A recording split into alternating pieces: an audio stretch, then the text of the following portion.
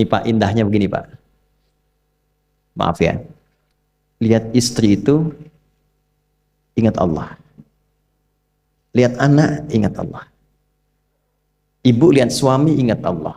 Kalau melihatnya begitu, maka substansi berumah tangga itu nikmat rasanya, dan tanggung jawab itu melekat pada diri kita untuk terjaga dalam kebaikan.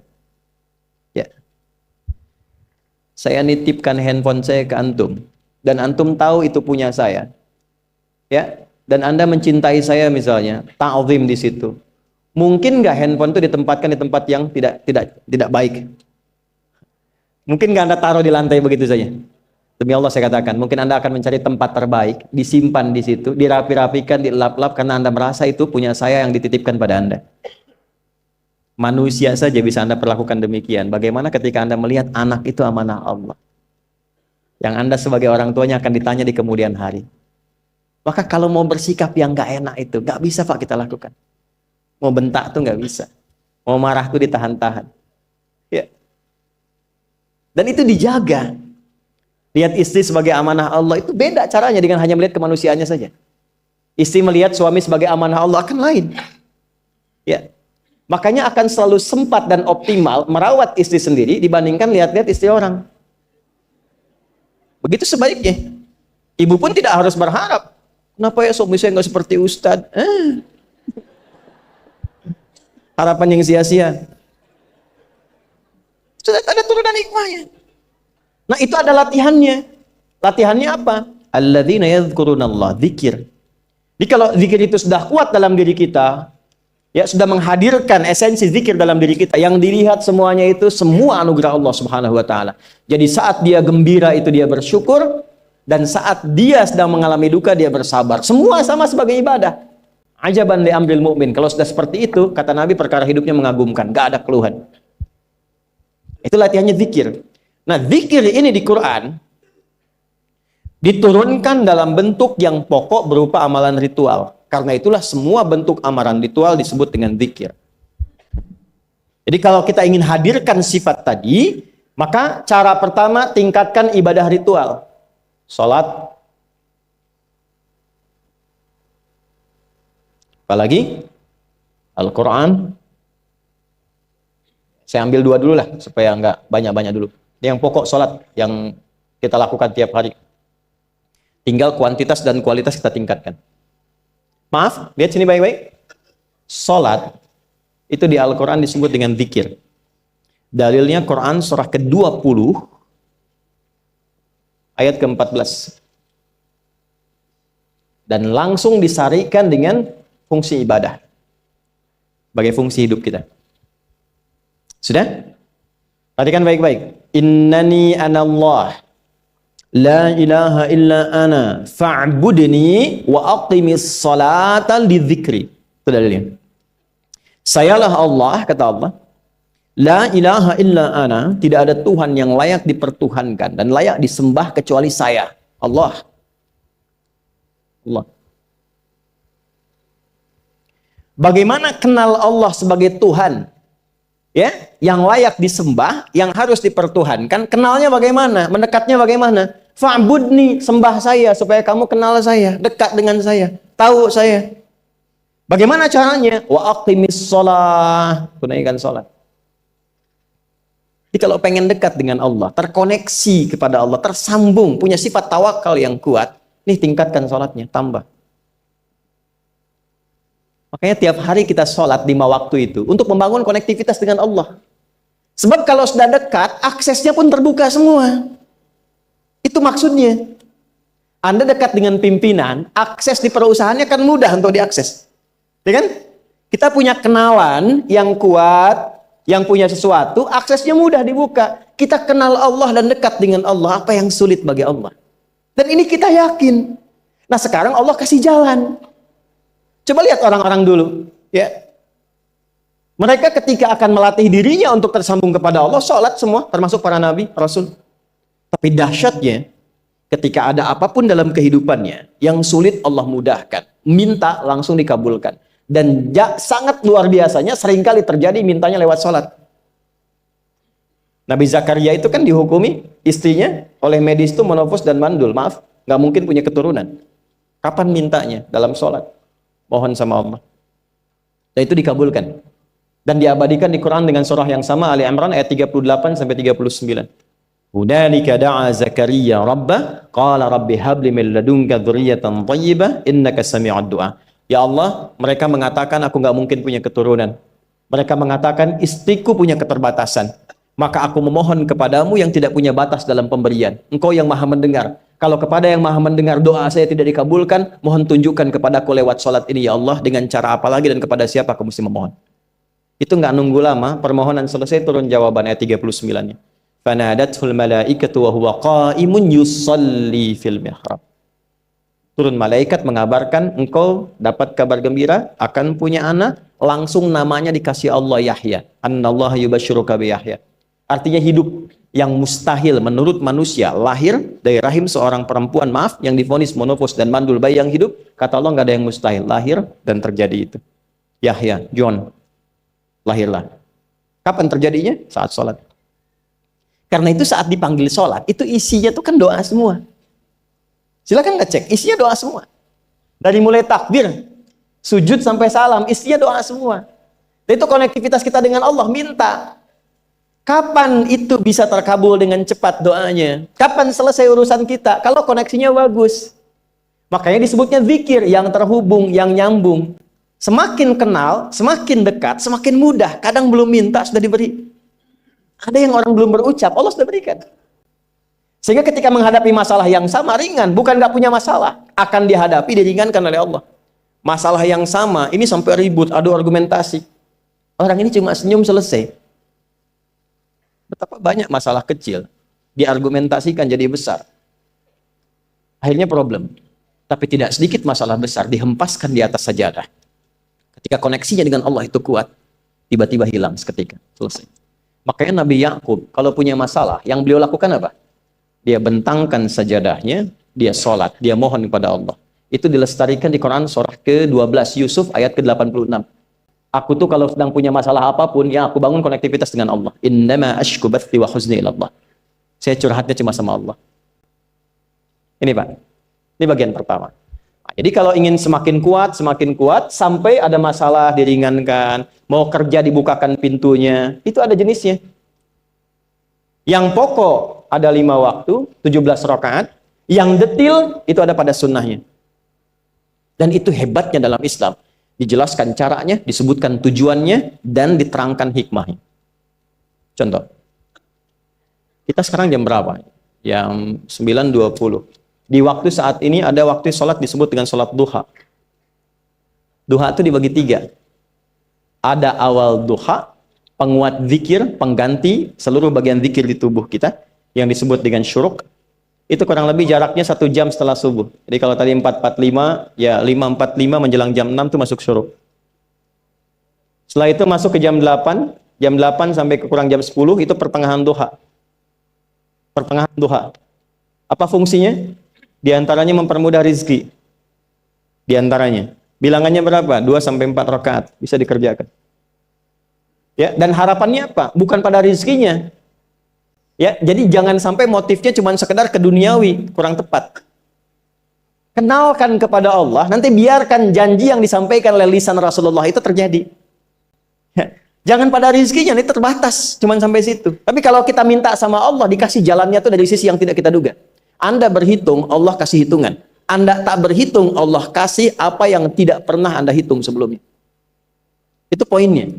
Maka lakukan sholat dekati, itu yang disebut sholat duha. 2 rakaat, tambah lagi 2, untuk kenal Allah. Kalau sudah merasakan dekat, sudah nyaman, sudah enak, muncullah kemudian kesan dalam hati. Terserah Allah mau kasih berapa. Yang penting sudah enak, sudah damai. Di titik itulah kemudian Allah limpahkan dari apa yang nggak pernah kita duga sebelumnya. Tiba-tiba keluar, kok ada telepon, dapat proyek, dapat macam-macam. Tapi tujuan sholatnya bukan untuk proyeknya. Buat kenal Allah, ulul albab ini. Kalau cuma pengen lancar, baru serabutnya. Kalau cuma pengen lulus proyek, itu baru daging luarnya. Ulul albab itu kenal Allahnya, sehingga dia tahu akses intinya tuh itu. Itu poinnya. Dan gak mahal. Emang kalau sholat duha di An-Nur bayar Pak? pakai biaya. Baiknya luar biasa. Sudah? Satu. Kalau mau lagi misalnya, ini yang paling dahsyat nih. Dibimbing kita sampai ke posisi terbaik di apapun itu. Jadi ayah terbaik, ibu terbaik. Ya, jadi karyawan strategis, di militer terbaik. Terbaik tuh gini, di tempat terbaik yang memuliakan tuh makom namanya. Makanya kuburan sering disebut makam kan? Ya kan? Maksudnya apa? Maksudnya Anda selama hidup berkaryalah yang baik, ibadah yang benar, sehingga Anda wafat pun terhormat. Ya, kata makom itu pertama kali di Al-Baqarah ayat 125, makom Ibrahim. Ya. Ketika Allah sampaikan dalam Al-Qur'an, didapatkan di situ makom Ibrahim, wa idz ja'alna al-baita mathabatan lin-nasi wa amna wattakhidhu min maqami Ibrahim. Makanya kalau kita tawaf, itu dari mulai Hajar Aswad kan sampingnya dekat sekitar 5 meter ada makom Ibrahim kan? Itu tapak kaki pertama beliau meninggikan pondasi Ka'bah dan di situ diabadikan kemuliaannya sampai beliau wafat. Dikenal sampai sekarang. Ya, setelah sekian abad. Jadi kalau kita ingin terhormat dan masih dikenang sampai kapanpun, itu makom namanya. Tapi ada cara yang lebih hebat. Anda di posisi itu, lawan pun mengakui memang Anda yang pantas ada di situ. Itu namanya makom mahmuda. Makom mahmuda. Siapa yang bikin urutan 100 tokoh paling berpengaruh di dunia? Siapa? Saya tanya, yang nulis siapa namanya? 100.000? 200.000? Dia mencari langsung di Google tuh. Lambat mas, waktu habis. Michael Chart. Dia yang nulis, maaf ya. Urutan pertamanya siapa? Muhammad SAW. Yang nulis itu muslim atau bukan? Kok bisa tergerak hatinya untuk menempatkan seorang nabi muslim di tempat pertama? Saya tanya begini, kenal Abu Jahal nggak? Ya Allah, makin siang nih nggak fokus nih. Saya kira cuma di Bengkalis saja yang kenal Abu Jahal, sini kenal juga. Baik, Abu Jahal itu, apakah orang ini tidak kenal Nabi? Orang ini tahu, kalau saya sebut orang ini berarti kurang bagus ya. Kalau saya sebut beliau berarti baik ya. Abu Bakar saya sebut beliau, Abu Jahal orang ini. Maksudnya Abu Jahal. Apakah orang ini tidak tahu kalau Nabi itu mulia? Nabi unggul. Nabi hebat kan? Jadi mengakui sebetulnya Nabi unggul. Dan gulat dengan Nabi itu dalam olahraga kalah. Dia tahu Nabi itu kuat. Ya. Di dalam cinta juga tahu Nabi paling unggul. Abu Jahal melamar Sayyidah Khadijah ditolak, Nabi nggak lamar, Sayyidah Khadijah minta dilamarin. Ya. Dari sejak itulah dia nggak mau tahu semua yang dari Nabi, pokoknya semua harus jelek. Walaupun dia tahu itu baik. Nggak kenal, sampai nggak menanamkan pada dirinya nggak ingin kenal kebaikan Nabi. Nggak ingin kenal pada sesuatu, itu jahlun namanya. Jadi kalau ada mbahnya yang paling bodoh, yang nggak pengen tahu, itu Abu Jahal namanya. Maka sejak saat itu orang ini disebut dengan Abu Jahal. Tapi Abu Jahal pun itu meyakini kebenaran, kekuatan Nabi, cuman karena iri saja. Gitu. Tapi dia nggak bisa nolak.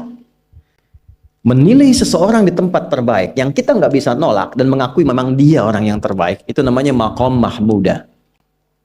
Tahukah Anda? Jalan untuk mencapai makom mahmuda itu nggak akan mungkin kita dapatkan kecuali mendekati yang punya semua makom, yaitu Allah Subhanahu wa Ta'ala. Dan jalannya lewat sholat. Itu lewat sholat. Tapi karena ini levelnya istimewa, tingkat tertinggi, ya prajurit pengen jadi komandan terhebat yang diakui, nggak ada orang nyoal. Di kepolisian pengen jadi pimpinan yang baik dan semua mengakui sehingga nggak ada yang nyoal. Di perusahaan pengen jadi pimpinan yang ideal, ya semua mengakui, nggak ada yang nolak. Itu makom mahmuda. Jalannya apa? Ternyata nggak pakai uang, nggak pakai koneksi-koneksi yang tidak jelas. Koneksinya dibangun dengan Allah sehingga Allah melembutkan hati semua orang itu untuk menetapkan dia yang terbaik. Sholat. Karena levelnya tinggi, dinaikkan dari sekedar sholat fardu. Ditempatkan di waktu yang tidak biasa. Butuh pengorbanan, butuh perjuangan. Namanya tahajud. Turunlah Quran surah ke-17 ayat 79 sampai 81 itu. Quran surah 17 ayat 79 sampai 81. Ini poinnya. Wa minal laili fatahajjad bihi nafilatan laka asa ayyab'athaka rabbuka maqaman. Ini kan terjadi keanehan kan, ironinya. Anda pengen sukses, pengen tertinggi, Anda tahu Allah penentunya, Anda tahu Allah yang punya rizki, Allah punya kekuasaan, tapi Anda nggak mendekati Allah. Terus yang dipakai cara-cara salah, kenapa harus korupsi? Kenapa harus nyogok? Kalau SK-nya nggak Allah tetapkan, nggak akan turun juga. Dan sudah hukum, kalau ayah berbuat maksiat, itu anak istri pasti kena.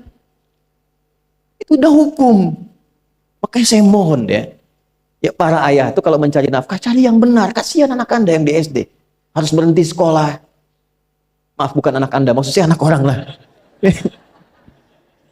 Kenapa harus korupsi? Maka ketika ada tawaran sogokan yang nggak bagus, tuh yang dibayangkan tuh itu bukan cuma proyek jalan dapat uang banyak, tuh anak-anak tuh bahaya. Ke sekolah disebut anak koruptor, sedih. Istri nggak sanggup keluar belanja. Tuh pikirkan, itu sudah hukum. Sudah hukum. Anak juga begitu. Kalau mau berperilaku, ingat orang tua. Sebab ketika tidak baik, orang tua pasti kena. Anak di sekolah berantem, yang dipanggil siapa? Orang tuanya. Itu selalu terikat. Di rumah tangga itu selalu begitu. Karena nafas itu terikat. Semua saling mengikat. Babnya itu jelas. Nah, balik ke sini. Kalau ingin tingkat yang tertinggi, dekati pemiliknya Allah. Ini. Makanya tuh harus punya itu. Itu ringan kalau sudah punya itu tuh Allah. Saya punya Allah. Kita mau apa? Takut hidup. Nabi ditodong pakai pedang. Siapa yang menyelamatkan Muhammad sekarang? Ringan Nabi jawab, Allah. Jatuh pedang. Dibalik, kamu siapa yang menyelamatkan kamu? Bingung. Dan punya Allah itu luar biasa. Nah, ini yang harus tanamkan pada jiwa. Punya Allah sebagai Tuhan. Kalau sudah dekat, kenal, baik dengan itu, akses mudah semua. Dan yang paling indah itu apa? Menerima apa yang Allah tetapkan. Hari ini nggak dapat, alhamdulillah. Saya masih dikasih jalan. Alhamdulillah, besok belum dapat. Ada akumulasi, paham. Paham. Nah, itu nggak mungkin bisa dapat rasa itu. Salah satunya, ikhtiarnya apa? Nih, tahajud. Dan hebatnya kenapa sholatnya disebut tahajud? Tidak disebut sholat hajat. Ada hajat, ada tahajud, beda. Hajatun, hajada, hajadun, ada tahajjada ya tahajjud, tahajud. Beda. Tahajud, di situ aja. Ini sengaja nggak saya hapus nih. Mana staf saya? Oh, foto nih ya. Saya hafal insya Allah. Tahajud. Asalnya dari kata hajada, begini ya. Ha, jim, dal. Ditambah ta di depannya, lalu ada tasydid sebelum akhirnya. Nih. Ini akarnya 3 huruf, ha, jim, dal. Hajada itu asalnya bangun dari tidur malam. Tidur dulu, lalu bangun setelah itu. Itu hajada. Pelan-pelan. Paham sampai sini? Kita teruskan. Kalau kita ingin berusaha untuk bangun, mengoptimalkan diri untuk bangun, maka tambahkan tak di depannya. Berusaha untuk mendapatkan atau mencapai sesuatu. Kalau yang kita akan lakukan itu tidak mudah, nggak gampang bangunnya, sehingga butuh rencana, butuh persiapan, ya kan? Maka tambahkan tasydid sebelum huruf akhirnya. Dari kata syiddah, apa yang mau dikerjakan ini nggak mudah. Memang pengen bangun itu jam 3. Tapi kan nggak tiba-tiba ujuk-ujuk bangun jam 3, belum tentu. Ya kan? Kita harus rencanakan dulu supaya bisa bangun, saat bangun itu siap, bukan cuma bangun. Bangun jam 3, salatnya 4:30, ya kan jauh. Maka untuk bangun jam 3 itu butuh persiapan, nih syiddah. Maka rencanakan. Pasang alarm 3 kali.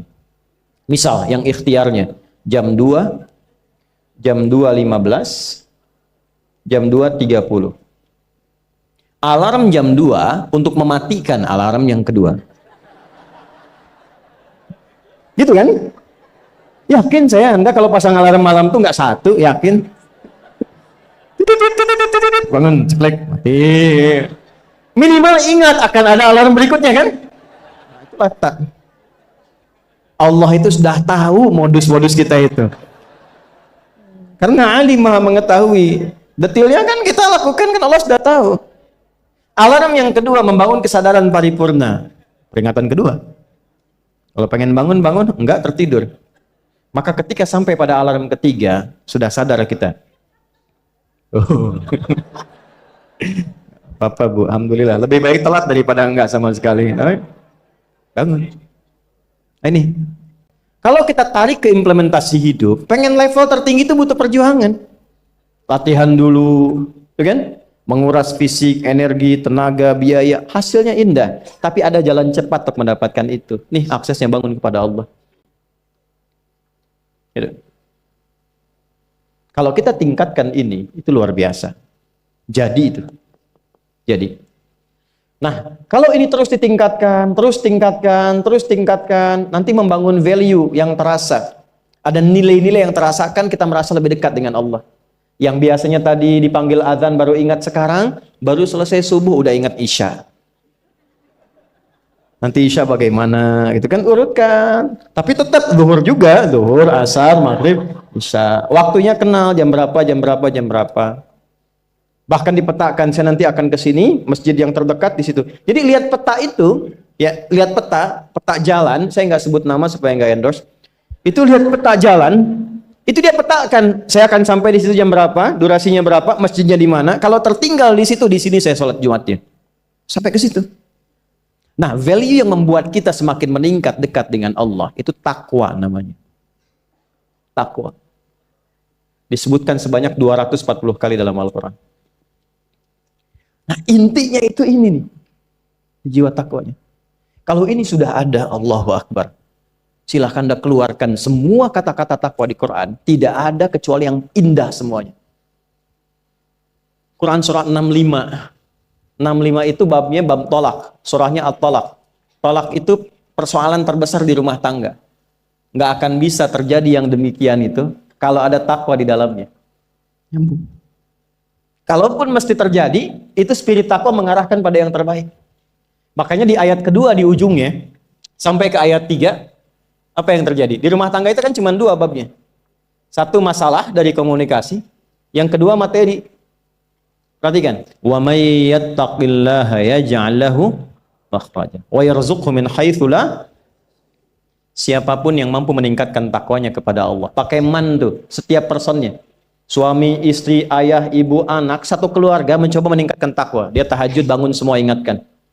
Bangun semua tahajud, salat duha, yuk ingatkan dimanapun. Alhamdulillah. Apa yang terjadi ketika dilakukan? Apa jawab Allah? Yaj'al lahu makhraja. Enggak pakai alif lam, makhraja. Masalah apapun yang engkau alami. Suami berangkat ada masalah. Ada masalah umum yang semua orang mengalami itu. Tapi yang ini enggak. Kena macet, ada macet dia mau berangkat, tiba-tiba diarahkan, jangan lewat situ Pak, macet, Bapak ke sini aja. Ya. Pak ikut kami saja Pak, tiba-tiba patwal datang, ayo ikut. Ya, itu bisa terjadi. Wa yarzuqhu min haitsu la yahtasib, bahkan rezekinya pun itu datang dari sisi yang enggak diduga. Enggak nyangka ya. Emang enggak sangka datangnya. Ya, habis sholat tiba-tiba telepon masuk, belum selesai proyek ini ada permintaan itu. Beda istidraj dengan takwa itu lain. Kalau istidraj itu bertambah tapi lupa Allah. Hati-hati. Proyek nambah, sholat lupa. Hati-hati. Hati-hati ya. Pekerjaan menambah, omset nambah, tapi nggak pernah bisa ngaji. Nggak pernah mampu sholat. Hati-hati itu. Dan paling bahaya kalau itu nambah terus sehingga membuat lupa semua ibadah. Itu istidraj namanya. Istidraj. Ancamannya akhirat tuh, hati-hati. Segera ingat, segera ingat. Tapi kalau semakin nambah, semakin ingat Allah, itu anugerah. Karena Allah telah menilai hamba ini paham menjalani kehidupan, sehingga dia ngerti. Makanya Utsman, Abdurrahman bin Auf, setelah masuk Islam, hartanya makin nambah. Karena kenapa? Karena telah dinilai layak mengelola harta, paham cara mengelolanya. Dapat segini, alokasikan ke sini. Dapat segini, alokasikan ke sini. Pak, di mana logikanya? Ada 600 truk hasil usaha. Bapak punya 600 perusahaan. Satu perusahaannya itu bergerak di bidang misalnya logam mulia. Ya, ada emas, ada berlian, ada macam-macam dan sebagainya. Satu kali Anda berhasil mendapatkan kurang lebih 600 truk logam mulia di dalamnya. Mau datang kemudian ke tempat Anda di jalan. Tiba apa yang terjadi? Ada komen tetangga kepada Anda. Misal, komennya nggak langsung, cuma ke teman tetangga Anda dengar. Waduh, Pak Asep hisabnya luar biasa kayaknya ya. Hisabnya, bukan berliannya. Hisabnya luar biasa, terus nyampe di telinga Anda. Kira-kira ketika mendengar itu respon Anda apa? 100.000? Bingung kan? Bingung. Lihat Abdurrahman bin Auf, jazakallahu khair. Datang 600 kafilah pakai unta. Isinya semua emas, berlian, perak, macam-macam. Heboh Madinah, bum bum bum bum bum bum bum. Tiba-tiba Sayyidah Aisyah komen radhiyallahu taala anha. Beliau kan yang terdekat dengan Nabi, satu istri Nabi SAW. Jadi kalau sudah ring satu Nabi, ada yang komen, kita tuh cuma 3 sikapnya. Like, share, and subscribe. Gak usah ikut komen lagi. Sukai, share, subscribe. Ikuti jalannya. Apa komennya? Secara singkat, kama qalat. Aku pernah mendengar Nabi SAW mengatakan, Abdurrahman bin Auf itu agak lambat hisabnya. Ya selambat-lambatnya cepat juga dibanding kita kan. Ya? Maksudnya apa? Ingin menggambarkan betapa banyak kekayaannya. Scan, checklist, semua. Ketika mendengar komen itu, apa kata Abdurrahman bin Auf? Saya jadikan semua yang baru datang itu saya sedekahkan semua untuk orang Madinah. Supaya mempercepat hisabnya itu. Saya sedekahkan semua. Bisa nggak begitu?